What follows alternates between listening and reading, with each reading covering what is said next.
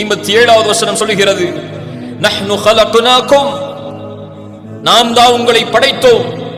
ஃபலவுலா துஸத்திகூன், நீங்கள் அதை உண்மை என்று ஏற்றுக்கொள்ளவில்லையா? நான் தான் உங்களை படைத்தேன்.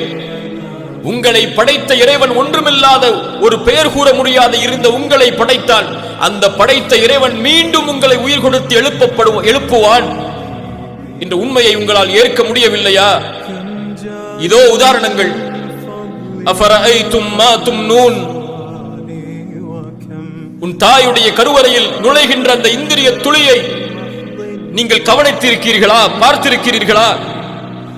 அஅன்தும் தக்லுகூனஹு அம் நஹ்னுல் காலிகூன், இடதுகரத்திலே ஏடுகள் கொடுக்கப்படுகின்ற வழிகேடர்களே, பொய்ப்பிப்பவர்களே, மறுமையை நீங்கள் படைத்தீர்களா இந்த இந்திரிய துளியில் இருந்து உங்களை, அல்லது நான் படைத்தேனா?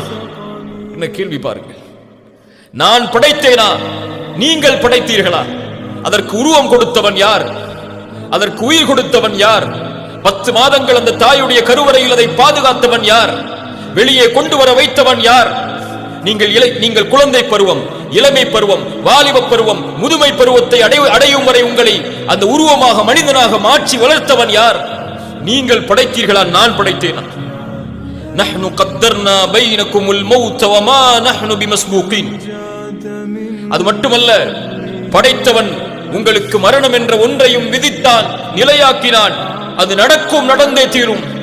வமா நஹ்னு பிமஸ்பூகின். படைத்தவன் உயிரை எடுக்கும் போதோ, மரணத்தை ஏற்படுத்தும் போதோ எதுவும் அவனை இயலாமல் ஆக்கிவிடாது, எதுவும் அவனை முந்திவிடாது. அவன் நாடிய நேரத்தில், நாடிய நிமிடத்தில், நாடிய இடத்தில் அது நடந்தேறும்.